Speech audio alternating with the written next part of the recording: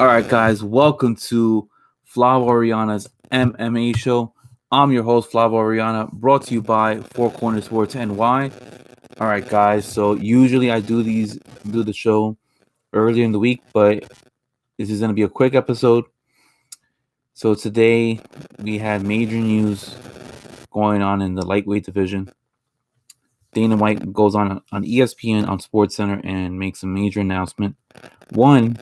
One of those announcements was that he officially confirms something that we kind of knew about, that for the next month, starting next Saturday, September 26th, the UFC is going to be going back to Fight Island, Yas Island in Abu Dhabi, from UFC 253 up until the last card. The last card will be UFC. The big news is that the UFC has finalized and closed the deal. They ended up signing MMA star. He used to be a star for Bellator, no longer that. He was a free agent. He's now the newest member of the lightweight division. Give it up for Michael Chandler. Michael Chandler is now a member of the UFC lightweight division. This guy's the top 5 lightweight in the world, right?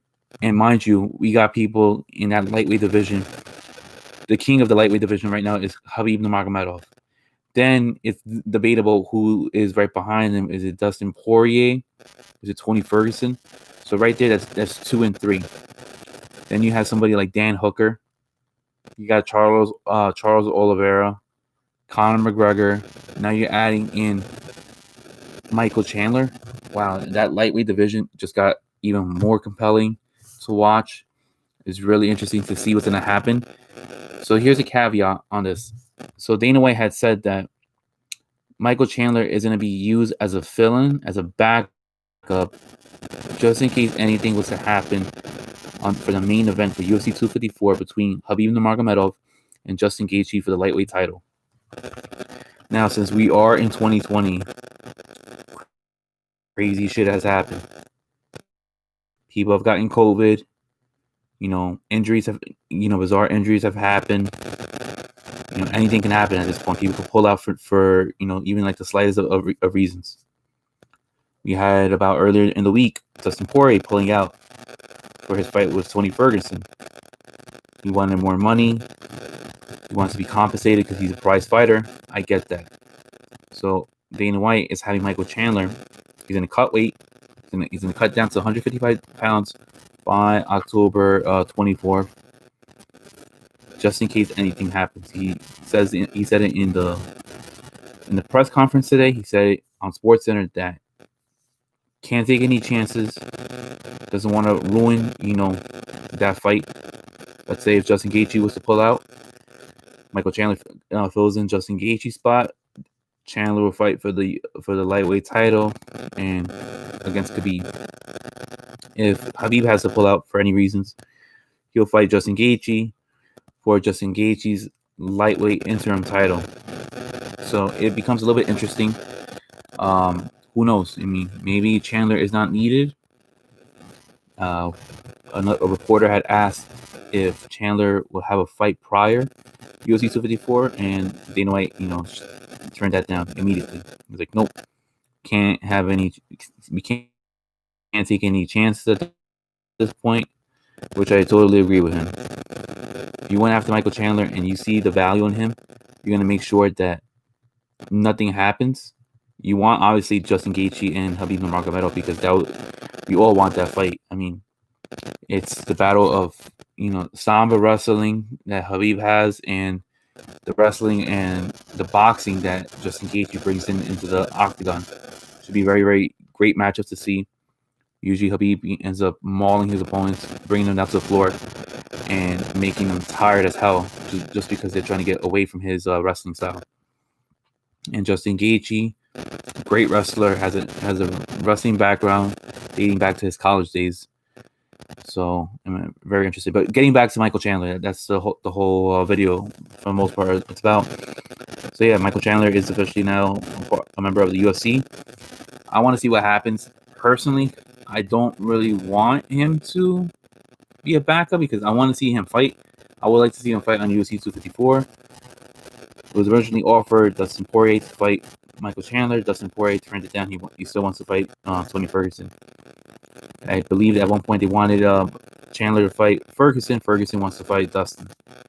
So Dustin and Tony still want to fight one another. I think the UFC at this point should just pay Dustin what he wants. Don't overexceed it, but pay Dustin what he wants. Put them back on the card for UFC 254. That card is stacked. I mean, I know one of those fights is Yair Rodriguez versus the Beat, which is amazing right there. I've been wanting to see that matchup. I know Rafael Dos Anjos is fighting on that card. I believe Jared Cannonier is fighting on that card too. So there's a lot going on in that card that you don't want to lose out on Tony Ferguson and Tony Ferguson and Dustin Poirier, because that could also be a potential fight of the year candidate right there. So I mean, it's a lot going on for that card, but that card is not happening until October, so we still don't know until then. As of right now, Chandler is serving as a backup in case anything happens for the main event. We also had a press conference, and it was for this Saturday's fight night. This Saturday's fight night is headlined by Colby Covington versus Tyron Woodley, and oh my God, I've been wanting for this fight to happen for the last two and a half years. These two have been feuding, going back and forth. Originally, the press conference had started off without the two being there. There was a lot of questions being asked, like why isn't Covington, why isn't Woodley there? I'll get to that in a second. So, if you guys haven't seen the press conference, I advise you to. It's pretty funny. You know, you had people like Johnny Walker there, you know, and Ryan Spann. They're both going to fight one another. You also had Donald Cowboy Cerrone and Nico Price there, both fighting one another. And you're getting the return of Khamzat Chimaev versus Gerald Meerschaert. They are both also in attendance, partaking in that press conference. But Khamzat Chimaev was pretty much going at it with Gerald Meerschaert. He's going to smash him. You know, I came here for one mission. I'm going to smash you. I'm very interested in this fight just because, well, Khamzat Chimaev ended up doing on Fight Island, fighting twice in the 10 days, only getting hit twice, you know, in between those two fights is really amazing right there. His wrestling is superb. But he's facing somebody like Gerald Meerschaert, who is a great jiu-jitsu fighter. He's a black belt jiu-jitsu fighter. I think he's tied for the most submissions in the middleweight division, which is pretty impressive, let alone if he's able to run through Gerald Meerschaert, he's going to fight Damian Maia. But Gerald Meerschaert has a mission that he wants to put in hurting on Khamzat Chimaev, so he doesn't fight Damian Maia. He found it insulting the way that the UFC ended up double booking Khamzat Chimaev. But that's business for you. The UFC wants to push this guy. This guy wants to fight every weekend. If this guy could fight every day, he was great for MMA. I'm very excited about this. And plenty of other people are too. We want to see if this guy's the real deal. I mean, Gerald Meerschaert is no slouch right now. I mean, yes, he has 13 losses, but this guy has, I believe, over 30 wins. So he knows what he's doing out there in the octagon. I mean, he knows how to fight. He doesn't know how to fight by now, then he's clearly doing the wrong sport. But that was, you know, that feud right there in the press conference between Chimaev versus Meerschaert was the headliner for the undercard. I mean, then you had like Nico Price and Donald Cerrone both having great respect for one another. Even Nico Price said that he believes he's going to make an extra $50,000, means obviously he's going to get a bonus. I've said it in the last video that Nico Price versus Donald Cerrone should be fight of the night. If it's not, I'll be very, very surprised, unless the main event, you know, is able to trump all that. But you also have Johnny Walker and Ryan Spann, and that should be an interesting fight. I mean, looking at that press conference, you saw a very highly, you know, different Johnny Walker. He looked a little bit more motivated. He didn't carry on his crazy antics like he normally does. And Ronnie Spann is undefeated in the UFC. So I'm very interested to see that. Obviously, whoever wins is going to move up. Whoever loses might fall out of the top 15 in the light heavyweight division. I mean, the light heavyweight division right now, it's like I feel outside of Dominic Reyes and Thiago Santos and Jan Blachowicz, and also Glover Teixeira, those four look like the leaders of the light heavyweight division now that John Jones has left. And everybody outside of that core four can slip right in. So this is an important fight for the light heavyweight division. I was actually really, really surprised to not see Mackenzie Dern and Ronda Marcos there, because they're also, part of the main card. They were the only two fighters that weren't part of the press conference. So it was a little bit questioning why those two fighters weren't there. I don't know if they haven't arrived to Vegas yet, or they couldn't make it in time. Who knows? But then later on, Tyron Woodley and Colby Covington ends up going into the press conference separately.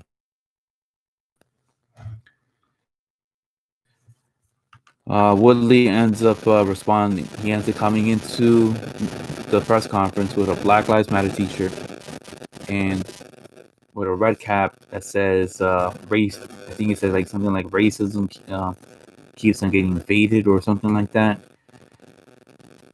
He ended up taking the approach of the whole Marshawn Lynch approach, giving every single response. Responding to every single question with the same response. People were asking him about the fight. He kept the same Black Lives Matter. I was okay with that. Understood where he was coming from. Just felt like I could at least answer the questions properly. And then he could have ended it off with that. Colby Covington, on the other hand, just making it going to be his last fight. He's going to put him into the shelf. I thought his press conference was a lot more entertaining, a lot more funnier. Covington earlier in the week ended up going to the White House and visiting Donald Trump along with Dana White, Henry Cejudo, manager Abdelaziz. I cannot pronounce his name correctly, but he's one of the major managers for UFC fighters and a few more, if I'm not mistaken. I can't remember everybody off the top of my head that was a part of that visit. And he was just, as usual, going back to his politics, saying that, Trump supports him. Very interested on this fight just because of the feud that happens. People are going to use the whole political factor, Black Lives Matter versus, Colby Covington, being a Trump supporter. I think that adds on more to the storyline. These two don't like each other. This is not something that they're just scripting, just to get fans. Now, if Tyron Woodley wins, this isn't a revive his career because he had two seriously bad losses against Usman and Burns.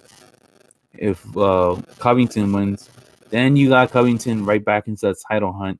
He might get the winner between Gilbert Burns versus Kamaru Usman. If anybody saw that last fight that Covington had with Usman back in December, that was actually one of the best fights I've seen.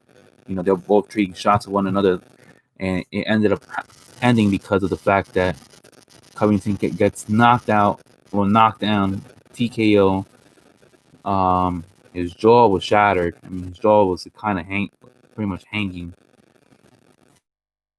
And yeah, I would love to see that rematch. I think the rematch might be different because the way I was looking at that press conference, it looked like a different Colby Covington, not like the very brash. Sure, he was being disrespectful too, but it just seemed different. I'm very interested to see what's going to happen with Colby Chaos Covington this Saturday. He's actually the favorite. Woodley is actually surprisingly an underdog for once. I believe he was also an underdog when he ended up facing Burns. But yeah, very interested to see what's going to happen. Man, can Saturday come any sooner? This fight night is crazy.